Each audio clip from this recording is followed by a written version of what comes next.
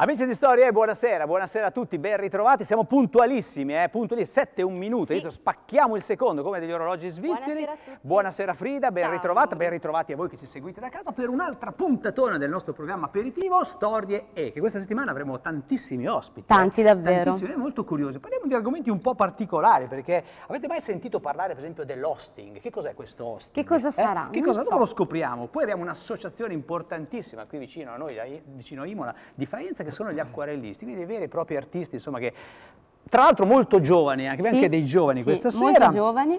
Avremo naturalmente uno scrittore ed editore, e poi naturalmente ritorna la Paola Lagorio, naturalmente, insomma, che abbiamo già visto in tante situazioni. Erotismo, questa qui dovete sapere che è una settimana un po' piccante, no? Sì. Perché insomma questa settimana abbiamo visto in televisione Mr. Grey, 50 sfumature di grigio. L'hai visto, Maurizio? L'ho visto e mi sono anche un po' annoiato, non mi ha smosso il chakra. Non hai parlato qualcosa? Dopo parleremo di chakra, no, adesso ho parlato qualcosa, gente impiccata. Dopo parliamo con la nostra ospite. Sì, che insomma andiamo un pochino nel dettaglio, poi vedremo anche cause di separazione, pensate, proprio per colpa di queste, insomma, a volte anche di pratiche un po' troppo spinte. No? Quindi, insomma, puntatona veramente, insomma, importante, vale la pena stare qui con noi questi 55 minuti, anche perché oltre a me e Frida, insomma, naturalmente stasera sei un po' in sottoveste, ti vedo un po'... Non ho gli abiti. Cioè, infatti stasera ti sei dimenticata qualcosa. A casa. Io so che tu però vuoi ringraziare naturalmente chi ci segue da casa. E ringraziamo allora Contrasti Parrucchieri per le opere d'arte, make-up e per i capelli. Certo, perché non è facile, insomma, l'abbiamo detto più di una volta, certo. Ovvio. E anche i Twin, salutiamo anche le ragazze Elisa e Manuela, che ogni volta le invitiamo tutti, ma nessuno vuol venire. Ci sarà un motivo, forse. No, insomma, vi aspettiamo, no, più che altro per impegni, spieghiamo, perché detta così nessuno vuole venire, sembra che insomma non ci vogliono stare vicino. Poi Mauri, io ho due persone che voglio salutare assolutamente. Una è una nostra grandissima fan, saluto Valeria, che è la mamma di una mia amica. Ciao Valeria.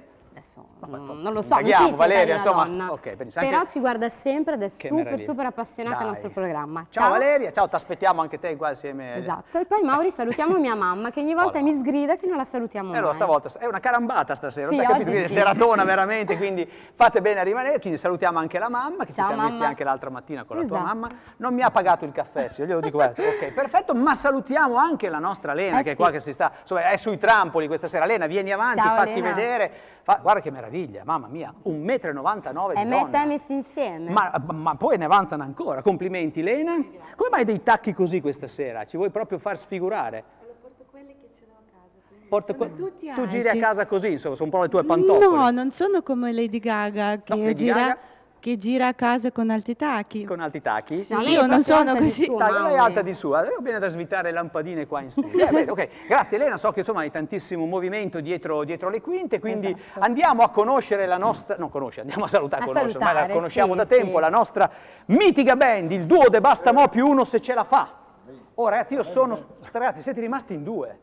Ma come mai? Dove è finito Domenico? L'influenza colpisce ancora. Meglio due che uno. L'unico che non doveva farcela era Vincenzo, è sparito Domenico. Ma roba da matti. Io spero di farcela. Ce la fate in due stasera? Cosa ci fate ascoltare? Facciamo il primo amore. Il primo amore non si scorda mai. Gabriella Ferri.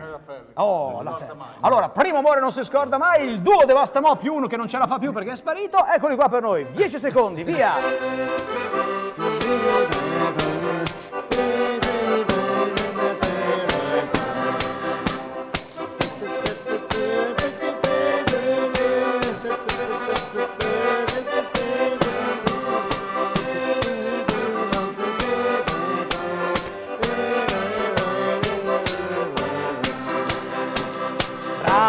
Bravi, dopo questo momento di grande musica, grande musica. Come vi trovate senza il batterista? Magri. Ce la fai più parlare, Vincenzo? Come camminare scalzo. Come camminare, che bel esempio. Il dispiacere non mi fa parlare perché mi dispiace che non c'è Domenico. Ti parte via la protesi, stai attento, Vincenzo. Bene, bravi ragazzi, ci vediamo dopo, mi raccomando con gli stacchetti puntuali per i nostri ospiti. Che a proposito di ospiti, Frida, vuoi presentarli tu? Perché abbiamo un parterre qua veramente ricco, bello, allora, perché sono anche belle presenze. Buonasera a tutti. Allora, siamo in compagnia di Gianni Capra, buonasera Gianni, ecco qua a destra, titolare dell'azienda Executive Service di Castel San Pietro e oggi presenta il progetto Hosting Sostenibile. Poi siamo in compagnia di Silvano Drei, buonasera Silvano, presidente dell'Associazione Acquarelli Faentini, di Faenza ovviamente, con anche le sue due allieve artiste. Siamo in compagnia di Agnese Montaguti e Anna Bucchi. Perfetto. Buonasera ragazze. Ragazze giovanissime, dopo le andiamo a conoscere nel dettaglio perché sono veramente un esempio di bravura per quanto riguarda a scuola, perché insomma so che siete molto brave anche a scuola, dopo lo diciamo, e soprattutto a livello artistico, insomma siete veramente in gamba. Ci fa piacere averci con noi, come ci fa piacere naturalmente parlare di hosting sostenibile. Signor Gianni, cos'è questo hosting? Perché uno dice hosting, uno sembra è un modo di dire. L'hosting è un concetto che regge tutto il mondo di internet. Hosting vuol dire ospitare. Tutti i siti web che esistono nel mondo, o quasi tutti, sono ospitati presso determinate strutture. Quindi è un termine tecnico. È un termine tecnico. Quindi hosting, vengo imparato, per chi non lo sapesse ancora, questa terminologia nel mondo, diciamo, dei computer. Sì, ecco. anche la vostra televisione avrà un sito web che però non è qui dentro, è ospitato da qualche altra parte. Da qualche altra parte. In questo hosting? Sì, è ostato da un'altra parte. Ostato, Okay. Ostato, bene. Belli questi termini qua che sono hosting, ostato, informatica. Bello, bello. Allora, lei è titolare dell'azienda Executive Service di Castel San Pietro, sì, che da 27 anni si occupa di informatica. Sì. Bene. Ecco, io vorrei fare un'anticipazione proprio per parlare di questo hosting sostenibile, perché noi comunque siamo convinti, naturalmente anche chi ci segue da casa, che il vero inquinamento venga dalle grosse aziende, sì, dagli scarichi delle automobili. Attenzione, inquinano anche quelle, no? Ma certo, una delle preoccupazioni però a livello europeo, sì, della comunità europea, invece sono naturalmente i data center, sì, che inquinano, sì, emettono CO2, vero? sì. Ecco, di cosa stiamo parlando facendo questo riferimento? I data center sono quegli stabilimenti grandi, di solito anche molto grandi, dove dentro ci sono decine o centinaia o migliaia di server che appunto ospitano i siti web, ma anche tutte le applicazioni che noi usiamo quotidianamente. Quale telecamera devo guardare? Che non ho capito. Ma guardano lei loro, se no. Okay. Adesso praticamente, ecco, vediamo in sovraimpressione, vediamo le immagini. Perfetto. Questo cos'è? Questo è un data center, immagino. Questo è il nostro data center. Che poi ne parleremo dopo, del vostro Certamente. data center, insomma, ecco. Quindi in realtà tutti pensano che appunto l'inquinamento maggiore, cioè la più grossa quantità di emissioni di CO2 derivi dagli allevamenti intensivi piuttosto che dalle acciaierie, piuttosto che dalle raffinerie o dalle macchine, il trasporto su gomma, eccetera, eccetera, invece sono i data center. Quindi non I è un problema maggiori da inquinatori del pianeta, o almeno del mondo occidentale, sono i data center. Noi siamo circondati da data center, praticamente. Sì, esattamente. Ci sono, solamente in Italia ci sono migliaia di data center. Questo è dovuto anche al fatto che ultimamente è esploso il mondo degli smartphone e quindi con gli smartphone il traffico internet è enormemente incrementato, certo, e quindi i data center consumano sempre più corrente ed emettono sempre più CO2. Bene, ci fermiamo un secondo, dopo andiamo nel dettaglio, perché hanno fatto una Volevo solo dirti, Mauri, ma tu ne hai mai sentito parlare così nello specifico? Volta, io neanche, infatti per questo che dico. Sono rimasto incuriosito appunto dal fatto, perché se uno mi chiede qual è la fonte di inquinamento maggiore, penso insomma alle grandi aziende, le automobili, tutto quello che ci va dietro, i data center, dopo approfondiamo questa cosa, perché dovete sapere appunto che la sua azienda, la Executive Service, ha messo in piedi, diciamo, un progetto interessante dove è emissione zero, quindi un data center ad emissione zero, quindi iper ecologico in assoluto. Dopo ne parliamo nel dettaglio, perché voglio naturalmente coinvolgere anche i nostri ospiti qui di fianco, quindi Silvano Drei, Agnese Montaguti e Anna Bucchi, i nostri ospiti artisti, che voi sicuramente di data center fareste a meno anche, perché insomma vi occupate di arte pura, quindi pennelle, pensi colori, che io sono di testa. estrazione informatica, pensi. Addirittura? Però non trattiamo questo tema perché c'è già l'esperto. Quindi lei arriva dall'informatica. Non voglio invadere le sue competenze. Ma che cosa ne pensa? Un piccolo e breve pensiero al riguardo. Beh, non lo sapevo nemmeno io di questo fatto, anche perché adesso sono un po' un utente io di informatica. Una volta, però non voglio aprire questo tema, perché altrimenti ci spostiamo sulla tecnologia, chiaro, insomma, era giusto un collegamento. Siamo su un altro versante certo. artistico. Allora, parliamo dell'associazione, Presidente, associazione che conta 98 associati. Sì. Velocemente la storia della vostra associazione di Faenza. E dunque siamo nati nel 2012 con i battesimi proprio ufficiali con il vice sindaco e assessore alla cultura Massimo Isola, che ha fatto il vero e proprio taglio del nastro ufficiale. E poi abbiamo messo a mare questa scialuppa, diciamo così, governati dai venti della Dea Arte, permettetemi questo parallelismo, insomma. Che non inquina. Che non inquina. Che è di emissione zero. E via via, attraverso le attività corsuali, attraverso quello che è la sinergia che noi facciamo con le istituzioni scolastiche, col comune, abbiamo messo in piedi una moltitudine di attività veramente. E qui è diciamo che la trasmissione adatta a parlare di storia, noi pur avendo solo 3 anni di vita, quindi essendo un'associazione giovane che si evince anche dal fatto delle ospiti che vi ho portato, quindi che dopo Agnese ha 13 anni e Anna ha 18 anni, e noi siamo via via cresciuti molto. Molto. Bravi. Bravi perché insomma l'arte fa bene all'anima, a tutto in generale, quindi bisogna vivere di più di arte, perché poi ognuno di noi ha all'interno un qualcosa da esprimere. Io sono convinto di questa cosa nell'arte, che sia dalla musica, il canto, il ballo, la recitazione, la pittura, la scultura, qualsiasi cosa, anche il farsi qualcosa, è importante insomma cercare di farlo emergere in ciascuno di noi per stare bene e vivere meglio. Le chiedo, le finalità del gruppo, della vostra associazione, sono importanti, credo. Sì, noi praticamente trasmettiamo cultura, la cultura artistica, e andiamo nelle scuole a tenere attività, la comunicazione attraverso il colore, è un grande progetto che facciamo nelle istituzioni scolastiche.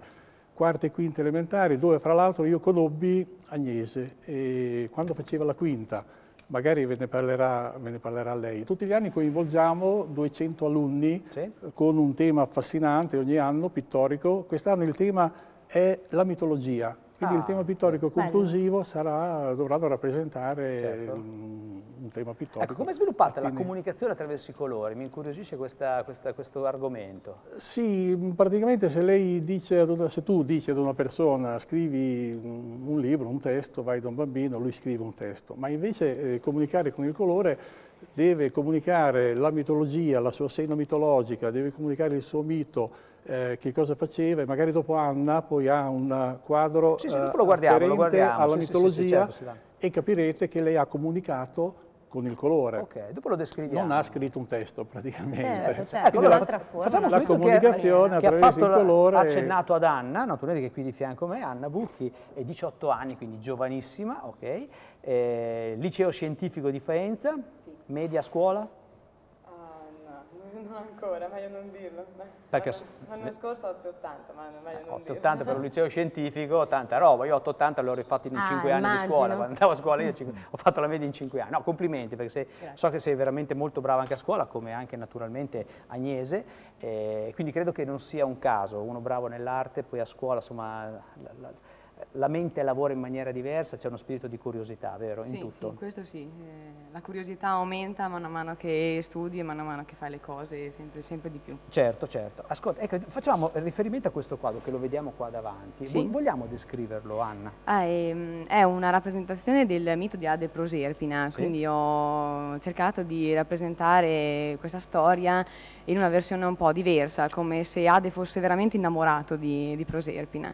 La storia è molto veloce. Ha fatto un bel primo piano al quadro, insomma, tanto noi ci conoscono, ci hanno già visto, merita... No, è molto semplice. Proserpina era una bellissima ragazza e Ade si innamorò di lei e la portò con sé negli inferi, però lei ovviamente non ricambiava questo amore. Certo. E quindi Frida, insomma, questo collegamento. E praticamente sua madre fece un accordo con Zeus per cui per 6 mesi lei sarebbe stata sulla terra e quindi sarebbero le stagioni della primavera e dell'estate, mentre invece quando sarebbe tornata nell'inferno sarebbe stata invece che descrizione meravigliosa. le stagioni dell'inverno e dell'autunno. Complimenti. Ecco, ti chiedo, da quanti anni ti sei avvicinata, scusami, a questa forma di arte che sono appunto gli acquarelli? Sì, io ho cominciato più o meno in seconda media con i pastelli, poi i pastelli acquerelabili e infine Grazia Silvano con gli acquerelli. quindi ho fatto 2 corsi con lui, più o meno prima e seconda superiore, e poi dopo ho continuato sempre con gli acquerelli. Okay. Hai già fatto concorsi per quanto ti riguarda? No, ho partecipato alle mostre insieme all'associazione, sì. Ok, bene, bene, bene. Hai visto che artisti questi ragazzi qua? Veramente, essere informatici però è tutt'altro che essere artistici, dica la verità. Lì siamo un po' più sul tecnico, siamo un po' più tecnico. quadrati. Frida, so che tu stai fremendo perché vuoi sapere tutto. Assolutamente. Dai, Gianni, chiediamo. Come nasce, l'esigenza l'abbiamo capito, ma come nasce il progetto appunto Emissione Zero, quindi il data center a emissione zero? Guarda, per essere veramente conciso, noi dovevamo costruire la nostra nuova sede dopo 25 anni di attività e siccome noi viviamo di questo oggetto che si chiama data center, cioè quello che ci dà da mangiare tutti i giorni, abbiamo deciso di costruirlo in un modo molto particolare, ovvero fare il primo data center d'Europa a emissioni zero. Però non ci siamo riusciti perché mentre costruivamo il nostro ne hanno costruiti altri 4 e adesso sono già diventati 6, quindi il nostro è il 7º. Però è vero anche che è l'unico... Se ne sta parlando come se fossero centrali nucleari. Sì, ce ne sono altre 4 dall'altra parte dell'universo. Sono nel nord, sono in Islanda, in Finlandia, in Svezia, in Norvegia. Vedi come si sviluppa comunque la tecnologia, mentre voi pensavate qualcun altro in realtà ha realizzato. Esatto. E noi comunque siamo arrivati in fondo anche certo. noi. Ed è l'unico dal Portogallo alla Grecia, comunque. Quindi in ogni caso abbiamo una bella fetta di territorio. Qua in questo territorio è un oggetto molto... fa piacere insomma che un'eccellenza così sia vicino a casa nostra, di Castel San Pietro. Quindi insomma questo è... Castel San Pietro poi è molto legato a Imola, no? Quindi, sì, qui siamo qui, possiamo dirci che siamo... Nello stesso circondario imolese si chiama, no? Ma tutto questo ha anche un altro fattore importantissimo che altri appunto data center non hanno, è che il vostro è certificato. Sì, cioè una volta raggiunto questo obiettivo che è stato molto complicato, poi se vuoi in 3 parole te lo dico anche come abbiamo fatto ad arrivare a questo risultato. Una cosa che noi volevamo assolutamente combattere era questa cosa diffusa in tanti settori di autoosannarsi, autocertificarsi, autodichiarare i risultati ottenuti. Certo. Noi volevamo invece a tutti i costi ottenere una certificazione di quelle vere, cioè da un ente certificatore accreditato, esattamente come oggi non crede più nessuno più. Oggi comprerebbe delle arance con sopra scritto queste arance sono biologiche se non ci fosse un ente di certificazione come ad esempio BioAgriCert, per dirne uno, che effettivamente faccia le verifiche, faccia le ispezioni e lo certifichi come arancio biologico. Quindi questo era il nostro obiettivo. È un po' come dire, se tu hai un bambino che deve andare a scuola e sai che Gino sa guidare molto bene lo scuolabus, ma non ha la patente, tu solo scuolabus, tuo figlio non ce lo metti. Ecco, alla stessa maniera noi volevamo avere una certificazione terza del fatto che siamo effettivamente a emissioni zero, anche perché per essere emissioni zero ovviamente, dato che i data center sono degli enormi divoratori di corrente, dovevamo fare tutta una serie di scelte che se c'è il tempo 2 o 3 le dico. Velocemente, Allora, prima di tutto è di legno, non si è mai visto un data center di legno, è completamente di legno. Il legno è stato scelto per la sua efficienza termica, è stato scelto per la sua efficienza sismica e anche per la sua efficienza antincendio, che uno pensa di no e invece è così. Invece è vero, è vero. Poi, d'altra parte, i camini in casa non vanno a legna perché non brucia, giustamente. Ecco, appunto. No, come appunto? No, invece... Perché? Spieghiamo perché il legno è altamente ignifugo. Il legno non è di per sé ignifugo, ovviamente il legno si incendia, no? Però in condizioni... a parità di condizioni un cubo di calcestruzzo dopo 1 ora e mezza si sbriciola, il cubo di legno è ancora in piedi e tu hai modo e tempo di salvare le attrezzature e le persone che ci sono dentro. Detto questo, il tetto è completamente fotovoltaico, di notte il sole è spento, di notte noi preleviamo corrente anch'essa certificata da un ente terzo che di provenienza esclusivamente eolica. Quindi abbiamo scelto anche il fornitore, cioè voi vedete tanta pubblicità, Green Network, Sorgenia, questo e quest'altro, adesso non stiamo a fare nomi, però un altro discorso è avere un ente che ti certifica che sia veramente di provenienza eolica, quindi di giorno fotovoltaico, di notte eolico. Poi altre scelte tecniche, però qui devo andare molto veloce perché sennò... naturalmente, che comunque insomma nel sito internet che dopo presenteremo si può trovare tutto. Ma parliamo di Agnese, che è qui di fianco a te. Ciao Agnese. Questa è giovanissima, Silvano, ma ci hai portato due artisti veramente in fasce. E rappresentano 98 soci del nostro gruppo pensa te. culturale. Bene, Agnese, 13 anni, di Fognano, frazione di Brisighella, ben arrivata anche a te. Grazie. Terza media all'Istituto Comprensivo di Brisighella con una media scolastica altissima. Indovina Quasi... quanto? 9, 10. Ma così, 9, 10, ma così, ma insomma, bravina, insomma. Bravissima. Oltre ad essere brava a scuola, naturalmente, insomma, ti diletti anche te con la pittura. Hai partecipazione ad estemporanee di pitture impegnative dove hai sempre vinto premi, vero? Mi risulta questo. Quindi a 13 anni è già lanciatissima. Da quanti anni dipingi? Dalla quarta elementare. Dalla quarta elementare, quindi da una vita praticamente. Sì. Ok.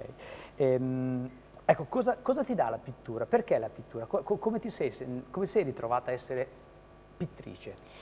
Allora, a me fin dall'asilo è sempre piaciuto molto colorare, poi in quarta elementare Silvano è venuto a farci un corso a scuola di acquerelli e dal di lì mi sono piaciuti molto e ho continuato per questa strada. Brava, complimenti. Quindi, ecco, come ti viene l'ispirazione per i tuoi quadri? Te lo chiedo perché io ammiro gli artisti. Dipende, varia, a volte mi viene osservando i paesaggi, a volte da altre fonti. Quindi così, in base a come sei. È una passione. Ecco, tu qui hai portato un quadro che è di fianco al quadro di Anna. Ce lo vuoi descrivere? Allora, l'ho fatto per la seconda estemporanea di Tebano, dove ho rappresentato un vigneto dentro a un grappolo d'uva col tramonto. Meraviglioso. Che brava che sei. E qui come ti è nata l'ispirazione? Così. È arrivata, bello perché c'è anche il tema dietro, complimenti, bravissima. Grazie. Silvano, Sì, mi permetto di inserirmi perché questa estemporanea era suddivisa in due sezioni, gli under 18 e gli over 18. Lei così giovane però si è confrontata con dei diciottenni, quindi è arrivata seconda, l'anno prima terza, quest'altro anno potete immaginare cosa succederà. È già un alto livello. Ecco, noi a Tebano, gradirei dirlo, facciamo un'estemporanea straordinaria perché è una estemporanea bucolica, dipingiamo la vendemmia, dove nelle terre fertili proprio di Tebano, che è qui vicino a voi, fra l'altro non è molto lontano, c'erano 40 artisti che hanno praticamente ripreso quel momento straordinario della vendemmia a settembre. E usciamo proprio dalla mostra alla Galleria Comunale della Molinella di Faenza, dove erano in esposizione questi quadri. Abbiamo ricevuto 800 visite, ma a volte quando si danno i numeri si danno in eccesso, ma sono 800 firme. I visitatori hanno firmato in 800. Quindi immaginate anche quelli che non hanno firmato, 1 migliaio di persone sono venuti a visitare questa Silvano, mostra. se io voglio invece venire a imparare a usare la tecnica degli acquarelli? Ecco, allora, quando io vado via di qui mi aspettano 13 corsisti presso il nostro centro. Perché stasera comincia proprio un corso di acquarello. Quindi diamo i contatti, Frida. Tutti i giovedì dalle ore 20 alle ore 22 teniamo dei corsi di pittura, ma non solo, anche corsi di disegno che abbiamo già fatto e faremo. Quindi dopo storie, mi raccomando, intanto scrivete a Silvano su Facebook, gruppo Associazione Acquerellisti Faentini, così possono partecipare. E di qui è nata proprio la nostra associazione, perché al termine dei corsi si interrogavano cosa faremo in futuro e abbiamo dato vita a questo gruppo culturale, che adesso si sta avvicinando, a 3 anni possono partecipare tutti. Anche chi non sa magari la tecnica, non conosce tecnica, vuole sapere se ha un po' di fantasia a livello... sì, meno uno ne sa e meglio è. Davvero? Mauri, allora andiamo. Questa qui è una cosa, insomma. Allora, sai cosa facciamo? Vi teniamo ancora qui qualche secondo, prima di tutto perché adesso parte la pubblicità, quindi vi teniamo ancora qui, vi salutiamo subito dopo e noi ci vediamo, vero Frida, fra quanto? Pochissimi secondi. Pochissimo. Ci vediamo di nuovo qui che salutiamo i nostri ospiti per riconoscere poi quelli che arriveranno.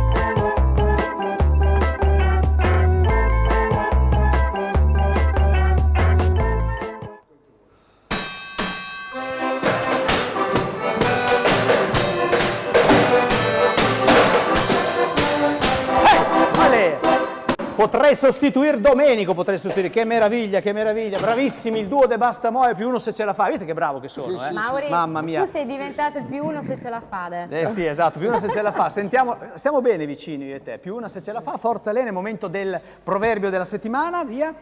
Cercare la felicità fuori di noi è come aspettare il sorgere del sole in una grotta rivolta a nord.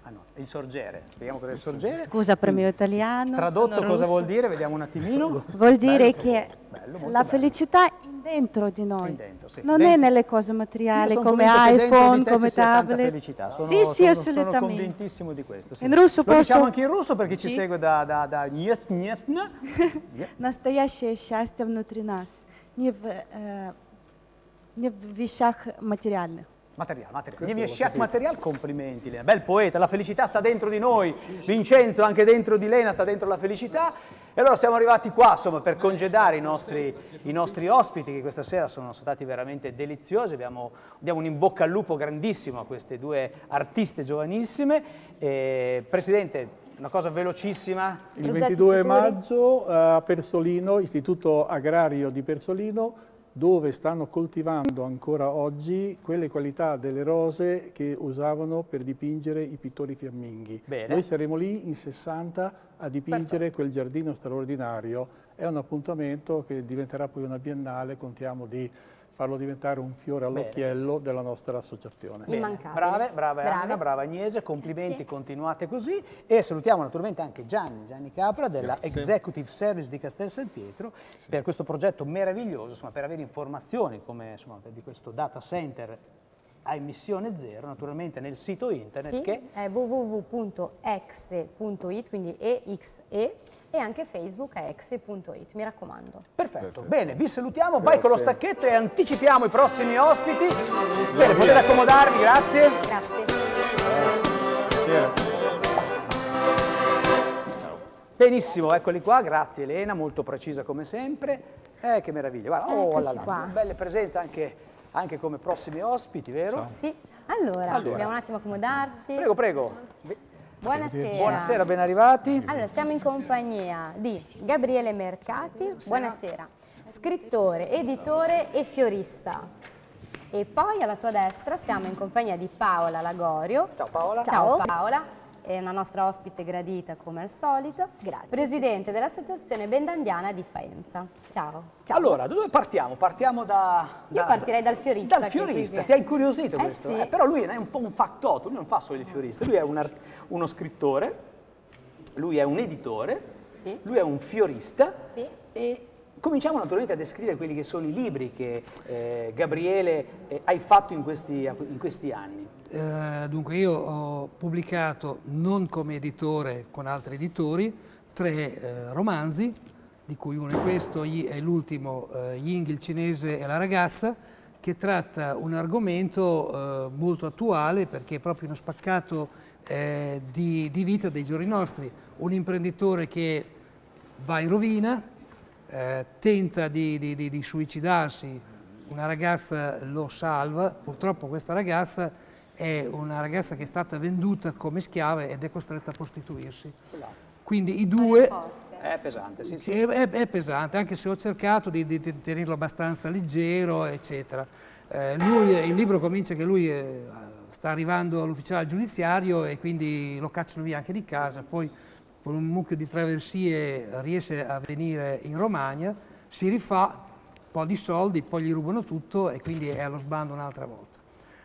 La ragazza, assieme alla ragazza, diciamo, detto così molto brevemente, si danno una mano l'uno con l'altro e riescono a riprendere, lui aveva un'azienda di confezioni, riescono a inserirsi nuovamente nell'alta moda e quindi c'è una rinascita, c'è una rivincita. Certo. Purtroppo questa rivincita non avviene in Italia ma avviene all'estero, quindi proprio serve a stigmatizzare la problematica degli imprenditori che purtroppo devono chiudere, degli operai che non hanno più il lavoro e i paesi diciamo vicini all'Italia, cosa fanno? Prendono gli imprenditori e li mettono a tavola con capannoni, tasse basse, quindi noi siamo alla rovina. È un po' un libro denuncia, diciamo. Come ti sei scoperto scrittore, Gabriele? Perché tu eri, leggo qua, insomma, eri ex impiegato comunale, in pensione, di quelli che marcavano i cartellini in mutande? No, no, perché adesso vanno di moda.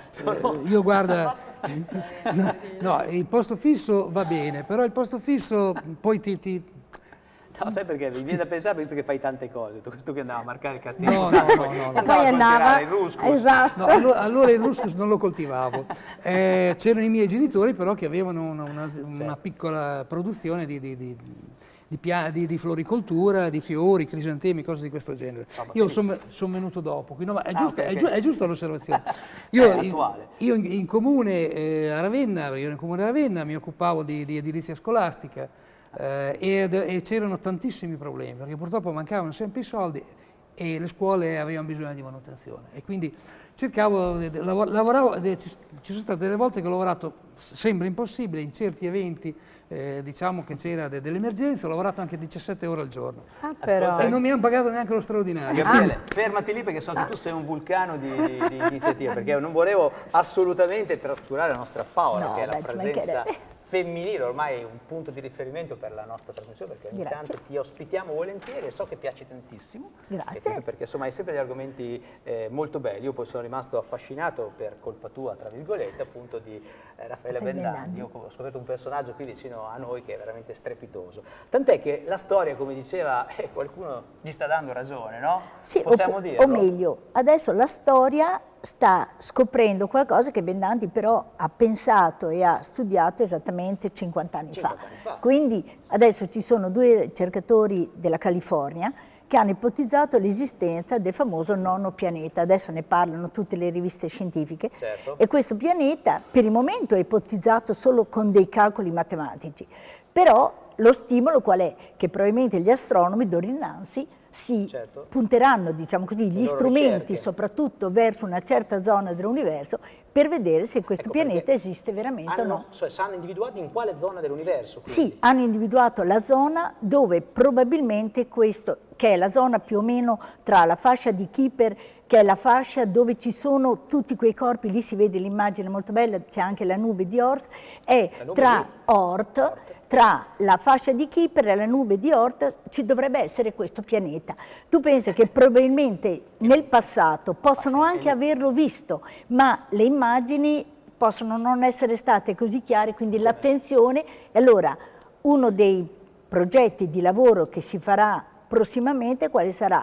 Quello di andare a vedere direttamente nella zona dove potrebbe essere, ma anche andare a rivedere tutte le foto che i telescopi hanno registrato nel passato per vedere se in quella zona è stato individuato qualcosa. Cominceranno a coltivare l'Oort. Esatto, perché più o meno è lo stesso procedimento con cui è stato scoperto Nettuno, perché all'inizio nessuno conosceva Nettuno e poi dopo, pensando alle perturbazioni che l'orbita di Nettuno poteva influenzare quella degli altri pianeti. Ecco, la stessa cosa Bendandi ha ragionato in quel modo lì. Ti chiedo una cosa, ma come faranno a scoprire, cioè, su che base adesso loro dicono sì, probabilmente c'è un nono pianeta? Come hanno fatto? Su delle basi solo matematiche e soprattutto facendo dei calcoli sulle leggi fisiche e studiando anche un'ipotesi di lavoro di questo tipo. Loro dicono se nel sistema solare fino a Nettuno c'è una densità così abbastanza grandi di pianeti. Poi c'è come il vuoto, fino alla fascia di Kuiper. Nella fascia di Kuiper sono stati trovati tantissimi pianeti, ma di dimensioni piccole. Quello che fa effetto è l'ipotesi di questo pianeta che ha una dimensione molto, ma molto più grande della Terra. Addirittura? Sì, molto, ma molto più grande della Terra, per quello che fa così effetto. E voi pensate che Bendandi all'epoca ne ha individuati 4, oltre il sistema transnettuniano, diciamo così, quindi, oltre Nettuno. Adesso stanno verificando il nono, ma secondo Bendandi altri 3 ce ne sono. Ce ne sono altri 3, secondo Bendandi. Ma Paola, che soddisfazione hai nel avere queste notizie che poi portano alle teorie di Bendandi? Guarda, grandissime nel senso che il fatto stesso che adesso ci siano 2 ricercatori della California con cui noi ci siamo messi in contatto per cercare di avere delle risposte, stiano pensando a qualcosa a cui Bendandi ha fatto riferimento. Può essere anche che i calcoli non siano perfetti, perché i calcoli di Bendandi sicuramente sono stati fatti con una manualità che è diversa da quella con cui avranno lavorato sicuramente gli studiosi californiani. Quindi, ecco, questo è il sistema solare di Bendandi. Voi vedete che Bendandi già all'epoca Plutone non c'era, perché parliamo del 1930, nel 1931. Però vi comunico che l'Unione Internazionale Astronoma ha declassato Plutone nel 2006, Bendandi l'aveva declassato più o meno nel 1950, nei suoi calcoli. Che meraviglia. Un fenomeno di casa nostra, naturalmente, come tutti i fenomeni tenuti sempre da parte. Beh, poi però adesso... Quanti anni secondo te arriveranno a scoprire se c'è questo nono pianeta? Quanto tempistica non si sa. No, però poco, ecco, breve, potrebbe essere poco come molto. E poi potrebbero anche dimostrare che non esiste. Certo. Adesso per il momento è un calcolo. Questa fascia dell'orto, hai visto lassù? Te coltiveresti un po' di ruscus. Sì. Ma cos'è il ruscus? Dunque, sembra fungitopo. Sì, non abbiamo mica capito. Il ruscus è una pianta della famiglia delle Liliacee ed è gemello, fratello del pungitopo, che si chiama anche il pungitopo ruscus, però mentre il pungitopo è il ruscus aculeatis, questo è il ruscus Danae racinosa. Danae racinosa, che d'altra parte tutti quanti conosciamo il ruscus Danae racinosa. D'ora in poi ti chiamerò ruscus. Danae racinosa, sì, esatto. Racimosa. Sai cosa stavo... Sì, scusa. No, sai cosa stavo pensando adesso sulla stazione internazionale, la stazione spaziale, hanno pur fatto nascere il primo fiore. Sì. Ecco, se era qualcosa di cosa... il microfono, che sì. Potrebbe essere carino proporre una pianta così. Una pianta così di ruscus. Ecco, guarda, stiamo facendo un'intervista molto... Ecco te, è per Gabriele, per Gabriele il ruscus. Dunque, il ruscus ha la caratteristica di avere una resistenza esagerata del ramo reciso, perché il ruscus è una pianta che ha questi rami che spuntano dal terreno, quindi è una pianta di tipo arboreo, sempreverde, però il suo tronco praticamente è sottoterra. Certo. È sottoterra, ha una parte dura, un osso duro, poi ci sono tutte ragnatele, che sono i rizomi, che si allargano dalla pianta e possono raggiungere anche alcuni metri, man mano che la pianta invecchia. Certo. Gabriele, tu sei scrittore, fiorista e anche editore. Dunque, io ho un caratteraccio. Lo sanno tutti quelli che mi conoscono bene e quindi Se vuoi dire tutto abbiamo 2 minuti. Va bene, allora, ho un caratteraccio. Così ti dico subito i tempi. E mi trovo con gli editori a litigare. Perché come lo faccio io? Allora ho detto basta, mi sono stancato. Anche se alla fine farò pochissimo, perché di editori ce ne sono tanti, di scrittori. Pensate che in Italia del 2014 sono stati pubblicati 67.000 titoli, quindi immaginate voi. Sì. Poi c'è tutto quello che va così in self-publishing, che sarebbe la pubblicazione in internet, no? Certo. L'autopubblicazione, sì. C'è anche quello che magari non è stata conteggiata, perché i 67 sono quelli che hanno il codice ISBN, cioè che sono stati censiti. Certo. Quindi, Gabriele, però ecco, al di là di questo qui, che tu sarai editore, vabbè, tu sei sceneggiatore, scrivi per una compagnia dialettale, insomma, diamo il nominativo della compagnia perché so che ricercano attori. La compagnia dialettale è un'antica compagnia, dico antica perché è nata nel 1952, ad opera di un parroco, Don Francesco Fuschini, ottimo scrittore, molto conosciuto specialmente nelle Ravennate, e era andato un po', diciamo, incalando perché le persone che la componevano erano già anziane.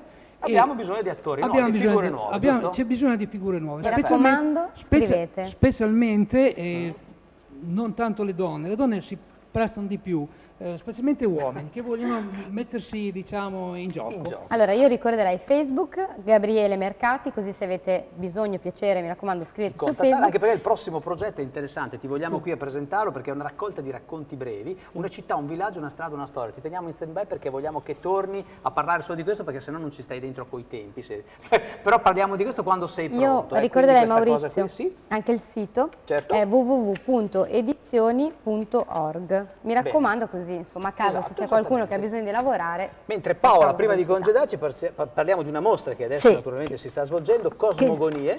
Certo, che inaugureremo sabato al Palazzo delle Esposizioni a Faenza, che è appunto una mostra, lo dice il titolo stesso, Cosmogonie, che tratta soprattutto dell'interpretazione di un artista che è Paolo Berlusconi su quelli che sono il cosmo in senso lato, quindi arte e scienza insieme. Ecco, dove si terrà la mostra? Lo diciamo? Al Palazzo delle Esposizioni a Faenza, in Corso Mazzini, numero 92. Quindi andate a vedere, insomma, una mostra veramente molto interessante, bella. Poi per le novità Facebook Osservatorio Bendandi, il sito www.osservatoriobendandi.it. Paola ha anche la mail, può rispondere tranquillamente anche alle vostre domande. Noi ti aspettiamo prima di scoprire naturalmente il nono pianeta, quindi con altre cose belle, comunque insomma vogliamo stare informati su quello che è diciamo, la vita di Bendandi in riferimento a quello che si sta scoprendo adesso. Va bene, ti aspettiamo, congediamo i nostri ospiti, in bocca al lupo per tutti.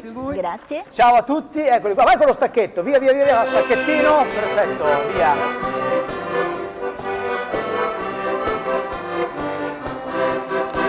Eccoli qua, bravissimi, insomma bravissimo stasera, manca un po' il batterista stasera. Infatti abbiamo Vincenzo che è un po' scarico, guarda com'è triste. Manca Domenico, tu sai che è affezionato a Domenico, affezionato. Allora, presentiamo gli ospiti, vediamo un pochettino, insomma, due figure che abbiamo già visto in alcune settimane fa. Vero, puntata adesso in conclusione femminile. Assolutamente. Allora, siamo in compagnia di Gaia Chon, qua di fianco. Buonasera Gaia, esperta in erotismo e yoga. Yoga ed erotismo. Esatto. Energia.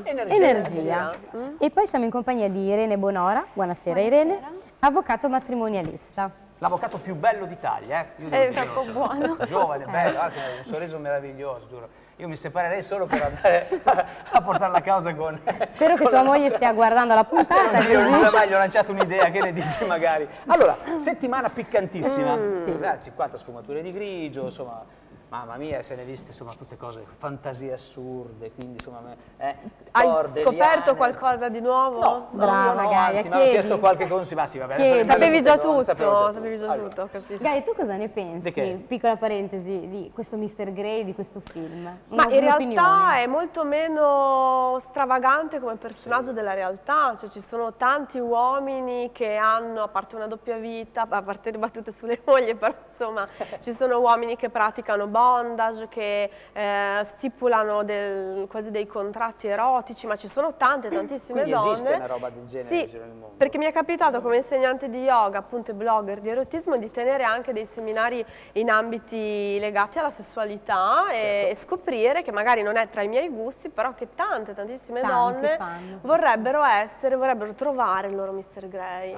Davvero? Adesso ti mando i numeri. Eccolo qua, io non sono tanto grey, sono un po' green, però insomma... Però può andare bene lo stesso. Evergreen, insomma, ragazzi, perché hai tanta energia. Amante del bondage, amante del... E dei chakra. Lascia stare il chakra, che così io dopo voglio entrare nel chakra. No, aspetta, non entrare nel chakra, aspetta, no, volevo dire, dopo voglio parlare di chakra con la nostra Gaia. Però vorrei coinvolgere Irene, che invece lei è un pochino l'aspetto più razionale, l'aspetto legale della situazione. Ma ci sono cause di separazione perché lui vuole certe cose da lei o viceversa, lei vuole certe cose da lui e non c'è trippa per gatti? Il tema della sessualità, sì, è un problema che a volte può emergere, anche se relativamente... Ma lo dicono spudoratamente? Beh, no, sono dei problemi, magari fantasie che nascono non corrisposte, anche se collegandomi al film, sinceramente, poi c'è anche il rischio di trascendere in queste tecniche e poi andare in sfere che costituiscono reati fino poi arrivare a omicidi e purtroppo quindi capi di imputazione che derivano. Sì, fu anche nelle cronache, ogni tanto capitano nelle cronache situazioni del genere. Di qualche tempo fa questo caso di questo signore che appunto tentò con 2 ragazze questi approcci un po' più esotici senza essere perfettamente padrone della materia, quindi una purtroppo morì. E quindi sì, sono... Esotici? In che senso esotici? Esotici perché derivano da tecniche indiane o orientali e quindi sono molto complesse. Lei saprà parlare meglio. Non sono col colpevole, ecco. Sì. Tecniche Tecniche un po' più... Oltre alle 50 sfumature di grigio. Sì, già nelle 50 sfumature di grigio diversi aspetti, insomma, perché sono tutte tecniche che di per sé costituiscono reato, perché sono comunque connotate da una violenza importante, ci sono le lesioni, le costrizioni sono sequestro. Anche psicologico. Anche psicologico, Irene. sì, quindi la violenza è un elemento che è portante in queste tecniche, quindi sono tecniche che di per sé sono punite come reato, tutte quelle condotte. Non vengono punite nel momento in cui ho il consenso della persona, quando ho il consenso, sì, quando ho il consenso c'è un esimente, quindi che è il consenso dell'avente diritto. Sto cercando di far firmare a Frida da 16 anni. Ma ha un limite, ha un esatto, limite ecco. perché non puoi disporre, esatto, non puoi interamente disporre della tua vita, nel senso che c'è il consenso a una determinata pratica che però ovviamente deve incontrare poi il limite di lesioni gravi o addirittura di arrivare alla morte. E lì naturalmente... È interessante Irene, ma che Lei è argomento. Cosa ha detto Irene? Dicevi, scusa che non ho capito niente, si stava guardando. Devi ascoltare invece, anche a casa, guardando. bisogna ascoltare perché sono veramente cose importanti. Sì, no, molto importanti. No, sto scherzando, ci mancherebbe, insomma. Questo è bello questa cosa qui, questo aspetto legale tu non si lascia andare in queste pratiche così estreme, al limite veramente dell'esasperazione, al limite del suicidio, e vedi, bisogna stare attenti. Ma tu col chakra come... Parliamo del chakra. In realtà... il secondo chakra. Ma quindi hai anticipato già tutto, Io perché hai letto il mio libro. Io ho visto il libro lì sopra, guarda, Hai visto voglio il libro? parlare del chakra. Facciamo vedere, mi sposto un secondino. Esatto. I chakra con lo yoga. Come riequilibrare il chakra con lo yoga, il mio primo libro in cui appunto parliamo di chakra, quindi di ruote di energia, perché senza entrare appunto in tutti i casi specifici è ovvio che quando noi non abbiamo i chakra equilibrati, quindi nel particolar modo il secondo chakra è quello della sfera sessuale legata al piacere, quando noi non siamo in equilibrio non sappiamo davvero cosa ci piace, perché mentre magari prima c'era chi annuiva, anche qui in studio c'è invece magari chi potrebbe amare alcune pratiche di cui abbiamo anche solo accennato. Sì, qualche schiaffettino, dai. Una scolacciata. Brutta cattiva, Beh, guarda, l'importante è che ognuno di noi sappia qual è il proprio limite. Però Gaia, non lo puoi sapere, certo, se non lo fai. Diciamo però che... No, una domanda, è un invito il scusa. tuo. Come fai a saperlo? Certo, Non è proprio come il cibo. Cioè, ognuno di noi ha, anche se c'è un grandissimo rapporto tra il cibo e la sessualità o il piacere in generale, non a caso appunto il mio blog si chiama Ti mangio amore, cioè l'idea è che ognuno di noi può sperimentare, però mentre magari c'è chi proprio ha voglia di sperimentare e allora è giusto anche col proprio marito, il proprio compagno, sperimenti o compagna, se qualcosa proprio non ci appartiene, non è che soltanto perché vediamo le 50 sfumature che dobbiamo subire quello che ci viene imposto, allora ecco che potrebbe rientrare il discorso. Allora lì c'è un conto è aver voglia di sperimentare, che questo è giustissimo, è anche ognuno nei suoi limiti e nelle sue sfumature. Poi anche sano nella coppia magari. Tu hai scritto un libro che è pieno di posizioni, io pensavo... Tu che pensavi che fosse posizione yoga? del cammello, posizione del sarto, posizione del sarto è... Queste sono le... Ti rimane addosso secondo me, te la fa su misura. Queste sono le posizioni tradizionali. Ecco, io vorrei fare yoga. la posizione della barca Remi. Ecco, allora mettiti il prossimo Chi fa la barca? In che senso, Gaia? No, nel senso che chi mette il remo... ok, lasciamo stare. Allora, torniamo al secondo chakra. Al secondo chakra che ci interessa. Oltre all'aspetto sessuale più così, per non entrare anche in fascia protetta, diciamo che chi a casa ci sta ascoltando e vedrà anche le repliche che potrebbe avere il secondo chakra squilibrato, potrebbe accorgersene perché c'è un ristagno di liquidi, problematiche a livello dell'onirico, quindi facciamo sogni molto confusi. Spieghiamo cos'è l'onirico. L'onirico? Tutto quello che è il sogno. Hai capito? Perché, lo sapevo già. Perché diciamo che il secondo chakra sono le nostre acque, le nostre emozioni. Allora, se le nostre acque sono inquinate, è un po' come dire non sappiamo più appunto cosa ci piace, cosa è buono per noi, quindi tutto quello che vediamo lo vorremmo. Si arriva anche proprio a parlare di bulimia, quindi di malattie serie. È importante, insomma, sì. non va trascurato. L'energia, ricordiamolo che anche se noi diciamo energia sessuale e ridiamo, perché poi siamo siamo abituati a riderci sopra, però è una energia, è una sfumatura, quindi tanto importante che poi ci può portare, appunto, pensiamo a chi non ama e non si ama ed entra in tante dipendenze affettive, nelle compensazioni, ma banalmente noi donne che molte volte ci coccoliamo con un cioccolatino, ecco già quello, un conto è una tanto, ma se entriamo troppo nel vizio potrebbe essere che va modificato a livello di chakra. Nel secondo chakra, perché oltre alla sessualità è proprio il piacere. Eventualmente, magari, insomma, visto che stiamo parlando di questa cosa molto scientifica, direi, diamo quelli che sono magari come si dice, non mi arrivi il termine, i sintomi, diciamo, che uno può avere quando è carente da... Allora, un cioccolatino, quindi ha bisogno di cose dolci, esatto, giusto? Cioè un chakra più che carente o meno è squilibrato, quindi ha una mancanza. Esatto, cioè diciamo proprio l'energia è in eccesso, esatto, è in carenza. Allora diciamo che se noi cominciamo a accorgerci, anche gli uomini, che siamo molto gonfi, che siamo molto emotivi, quindi la stessa cosa che in un altro momento non ci infastidisce, invece in quel momento magari l'uomo non sempre piange, però lo altera, o diventiamo un po' tristi facilmente, nostalgici. Ecco, quello, chiaro, ognuno ha la sua indole, però potrebbe essere uno squilibrio di secondo chakra. Il gonfiore, appunto, la donna magari si parla tanto di ritenzione idrica, ma anche il non saper scegliere, perché il piacere dovrebbe stare anche, appunto, io decido che mi piace il bondage o che non mi piace.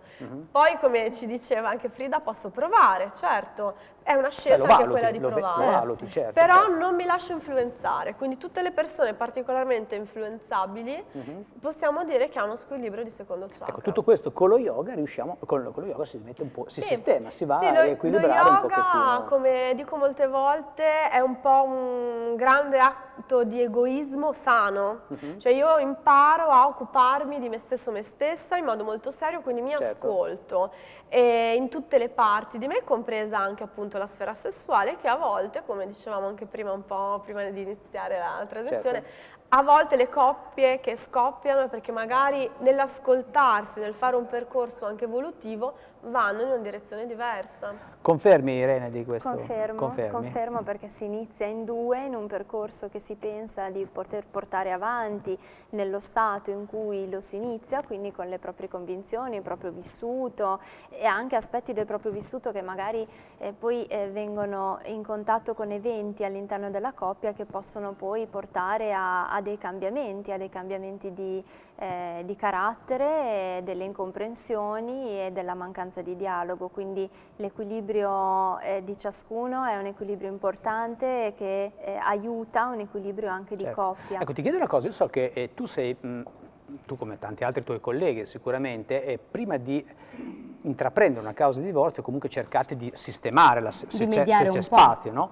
Consiglieresti una terapia eventualmente magari con lo yoga piuttosto che, può essere una cosa da provare secondo, non so, mi viene adesso. Magari in quei momenti non proprio in coppia, perché potrebbe essere quindi c'è proprio perché arrivano arrabbiati, quindi non è molto... Diciamo che come lavoro interpersonale è sempre importante, perché il momento poi in cui cala la tensione è il momento in cui la coppia si allontana e quindi pian pianino riprende la sua dimensione, il suo equilibrio senza interferenze con l'altro, e quindi già vedi che quando torni a fare un incontro successivo che segue il primo, dove non fai prendere decisioni, li ascolti e basta, e già nel secondo vedi che già le prospettive sono diverse, sono cambiate, c'è più possibilità, sono più propositive le persone, probabilmente perché è anche una questione di equilibrio interpersonale, che nel momento in cui viene meno alla persona in coppia ci si fa del male a vicenda